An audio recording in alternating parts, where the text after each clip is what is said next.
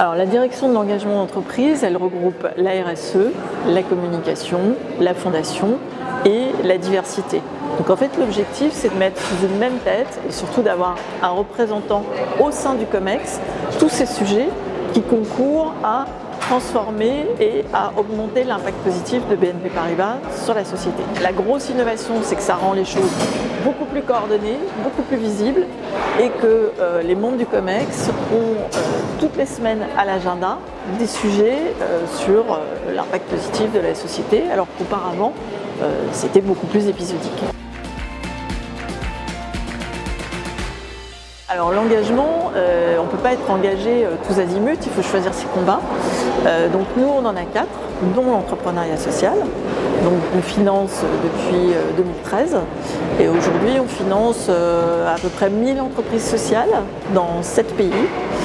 Et ça représente un encours de crédit d'1 milliard d'euros. Ça montre bien que ce n'est pas un petit gadget emblématique dans un coin, mais il y a une vraie dynamique, c'est-à-dire qu'on a une politique de crédit spécifique pour adresser les besoins particuliers des entreprises sociales. On a formé des responsables commerciaux pour avoir un dialogue et bien connaître les problématiques de ces entreprises, et ça pas seulement en France, mais dans 7 pays. En tant que banque d'investissement, on a énormément diminué notre soutien au charbon et on est la seule banque à être sortie du gaz de schiste et des sables bitumineux. On a commencé par les énergies qui sont les plus émettrices de CO2 et qui, manifestement, dans un scénario de degré, n'ont pas leur place, puisqu'on sait aujourd'hui qu'on ne pourra pas consommer toutes les réserves existantes de fossiles. Donc pourquoi aller dépenser des sommes importantes et avoir un impact négatif sur la biodiversité en allant chercher du gaz de schiste ou des sables bitumineux? Nous arrêtons de financer le secteur du tabac, donc de les financer et d'investir. Donc là, la réflexion est venue en fait d'une inadéquation entre le fait de vouloir faire notre métier en ayant un impact positif sur la société et de financer un secteur d'activité qui, au bout du bout, a comme conséquence d'entraîner énormément de morts.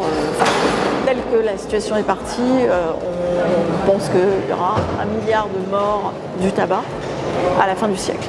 Nous avons rencontré l'ONG Tobacco Free Portfolio, qui est constituée de médecins spécialistes du secteur, qui ont une forte expertise et qui ont des informations très pertinentes sur le fonctionnement du secteur du tabac. Et donc elles nous ont convaincus que la seule solution était de sortir de ce secteur et en même temps de donner un signal fort à nos pairs. Et c'est ce qui s'est passé puisqu'on a été suivi par d'autres banques, des fonds de pension, des compagnies d'assurance. Et aujourd'hui, le mouvement est en train de devenir massif en termes de désinvestissement.